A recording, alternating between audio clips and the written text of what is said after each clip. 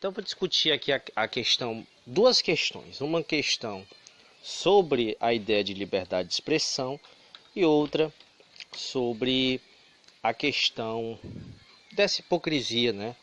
De muitos bolsominions, de galera da direita principalmente aí, em relação a essas questões voltadas para essa ideia de liberdade de expressão, né? A liberdade de expressão é algo absoluto, é algo relativo, né? É o que eu quero discutir aqui, entre outras questões, né? Em primeiro lugar, vamos aos casos em si, né? Vamos começar pelo caso dessa Cruzoé, perdão pelo erro, e pela antagonista, né? Ambos aí de extrema direita, bolsonarista. O que eles fizeram foi considerado pelo STF como criminoso, né? A ação que eles impuseram.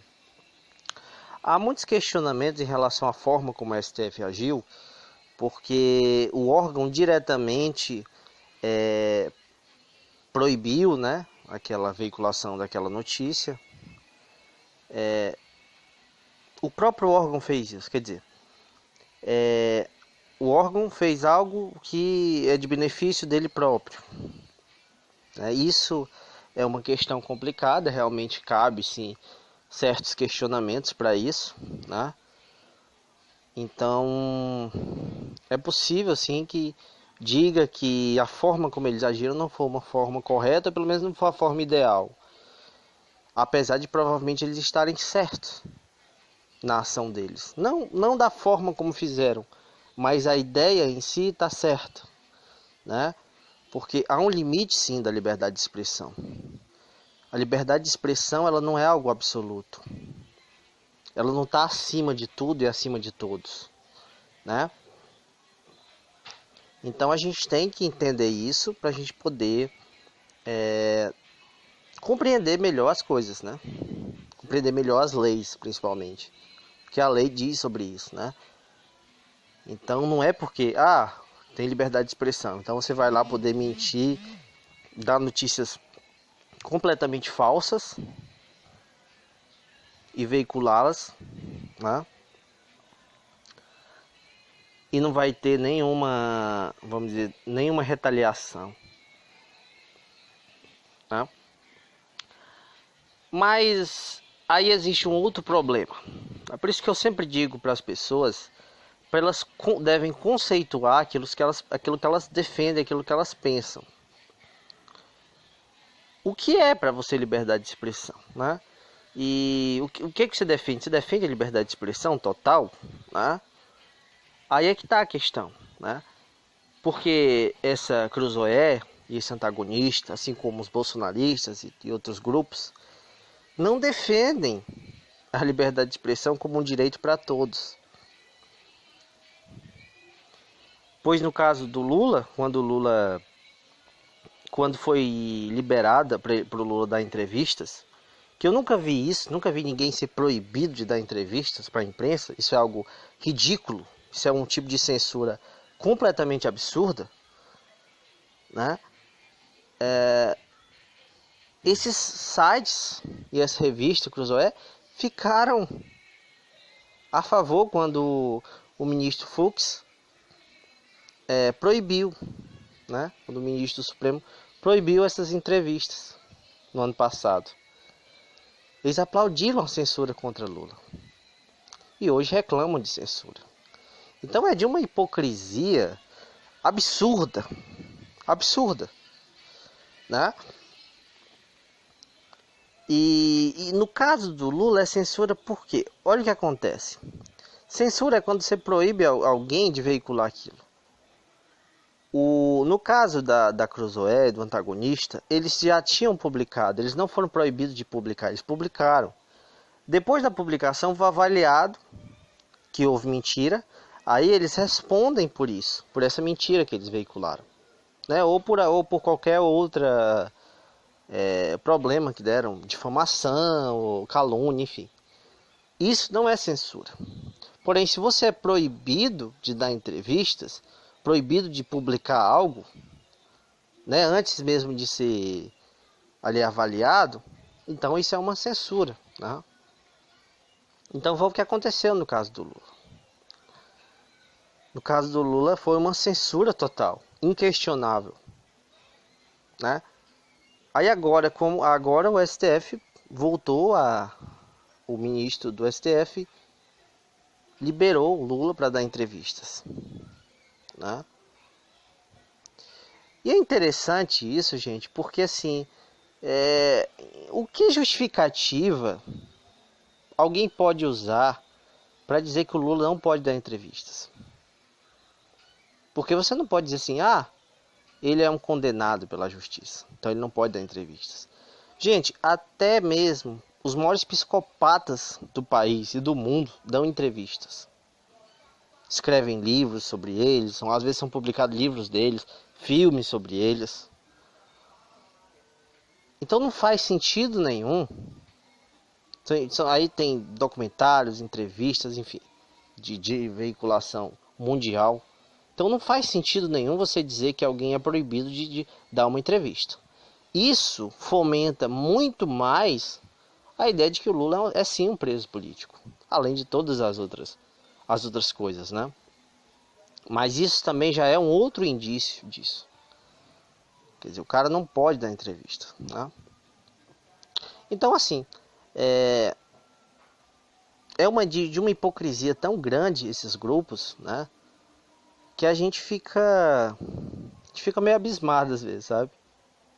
Por isso que sempre quando alguém afirma algo, eu peço que a pessoa explique o porquê dela estar afirmando aquilo. Que ela argumente, que ela defenda aquela ideia. Porque muita gente diz uma coisa e não consegue sustentar com argumentação aquilo que defende. Isso daqui foi censura contra não sei quem, contra não sei quem.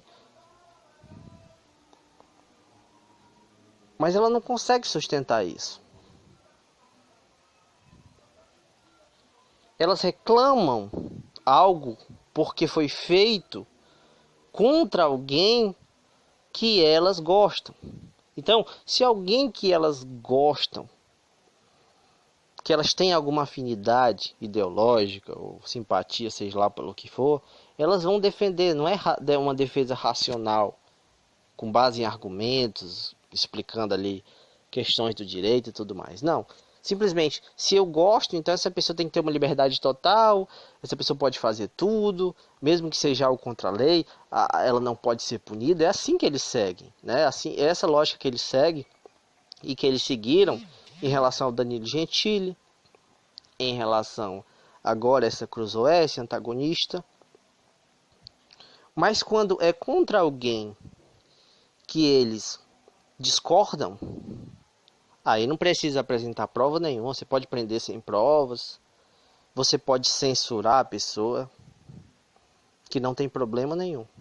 Então é de uma canalice intelectual, sabe, gigantesca, de uma hipocrisia gigantesca. Então, esses acontecimentos, esses últimos acontecimentos, deixam isso muito bem claro, né? Quer dizer, e em relação ao Gregório do Vivier?